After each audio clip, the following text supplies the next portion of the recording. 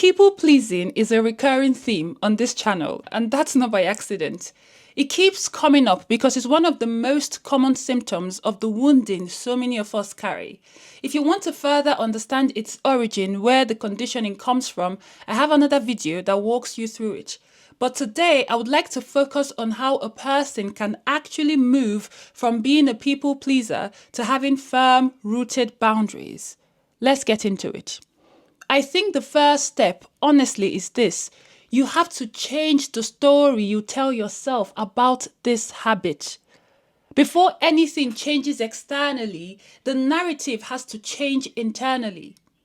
There was a time in my life when everyone that came into my life had a lot going on emotionally.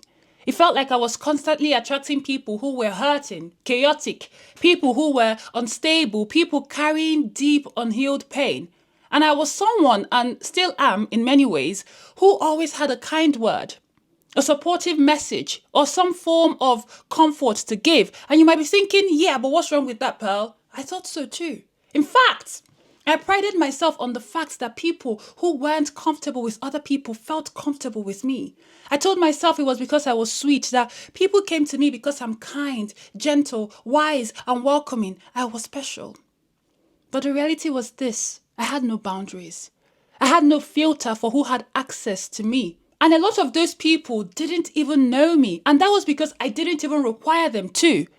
I was necessary for their comfort. And yes, they were using me, but that's because I put myself in that position, even though it was subconscious. The reality is that I had a savior complex and only felt seen when I was being useful. That's what I was used to. I had emotional availability for others that I didn't always have for myself. And I had to be honest about it. So yes, it's easy to paint yourself as this good, nice person who does things for other people. But the truth is, that's not what's happening here.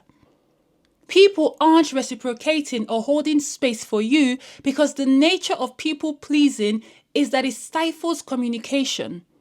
It does not encourage healthy and equal relationships. If I didn't feel so responsible for other people's emotions, if I wasn't hell-bent on being a helper and a fixer, none of those people would have been in my life. And this is what I noticed when I looked at other people around me who seemed like they had reciprocal relationships. They weren't giving half of what I was giving, and yet they were supported and loved. And it dawned on me.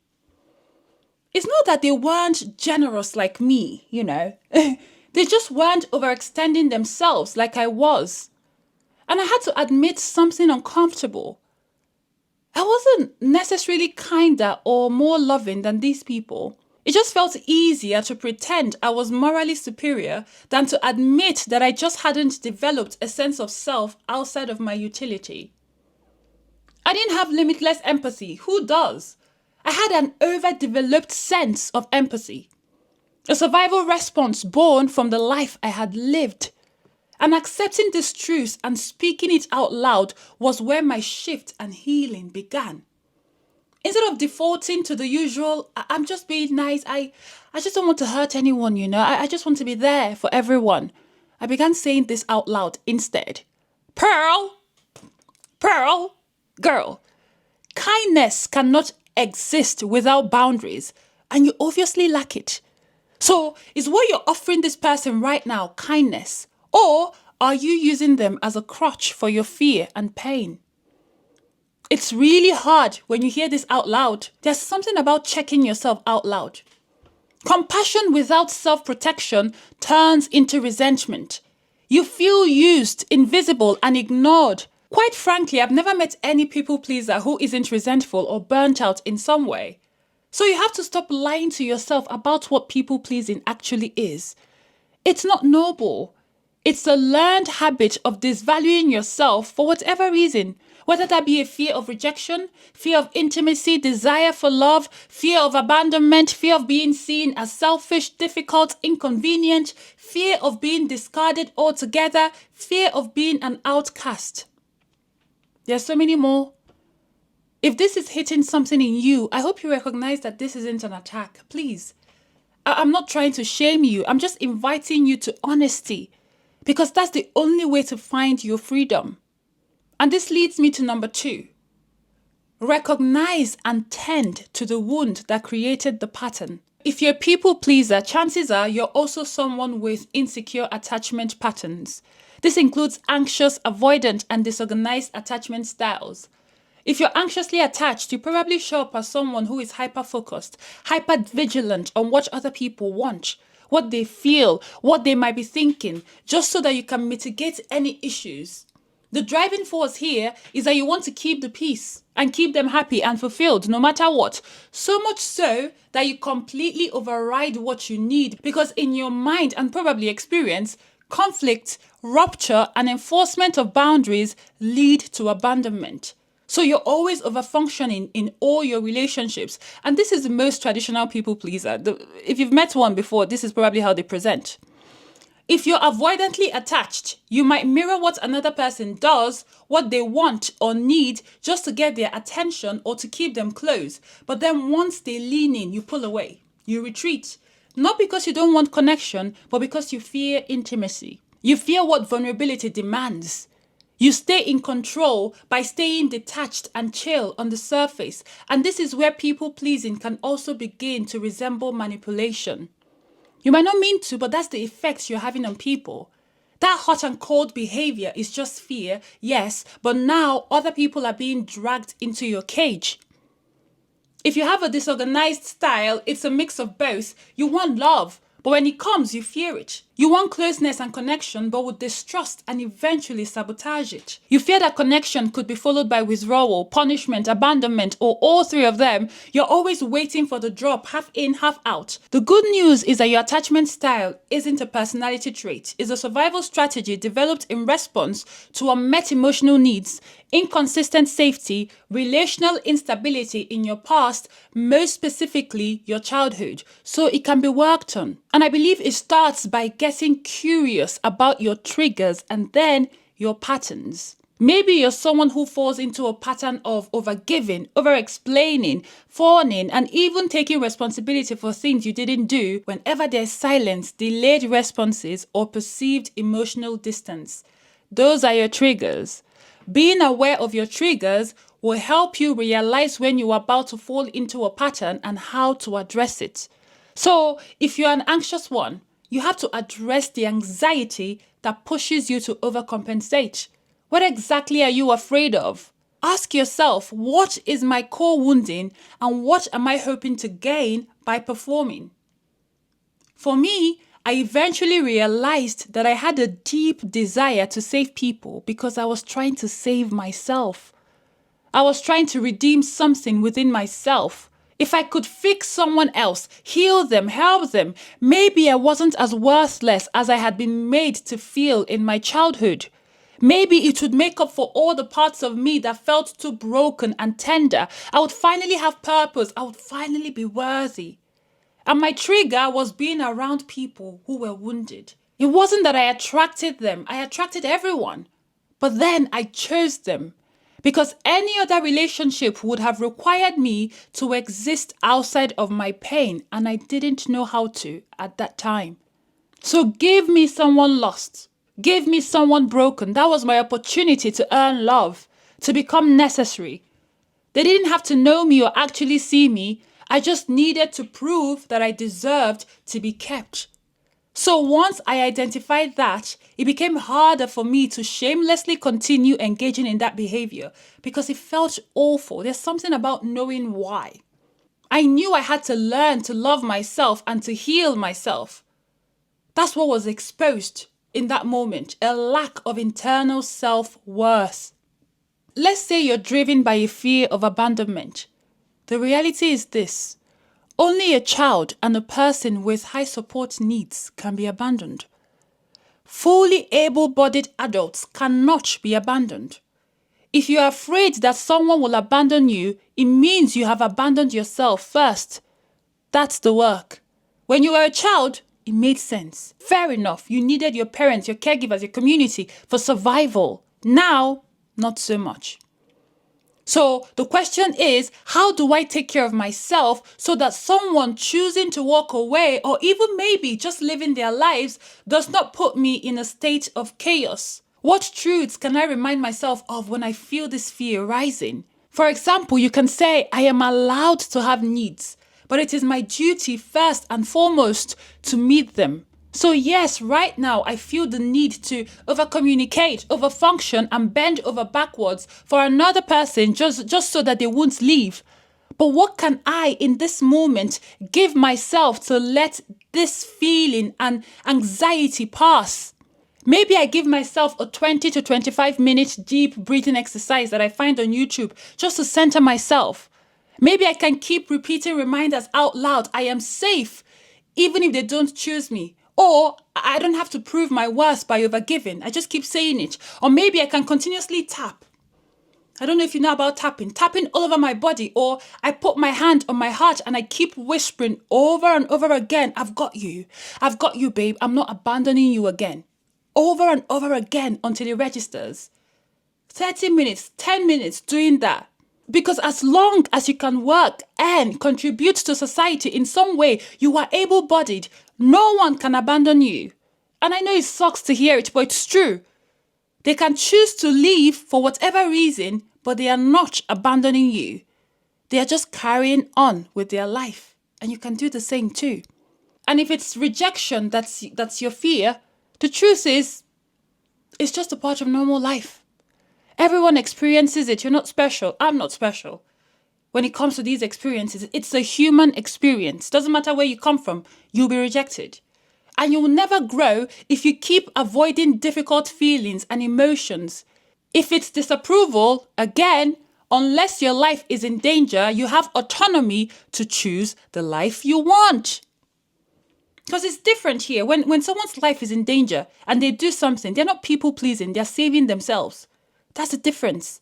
And if you're someone who uses people pleasing as a way to avoid intimacy, when you find yourself putting on a facade or manipulating people with a self that isn't real just because you're afraid of being truly known, this is your opportunity to look within and identify where it all went wrong.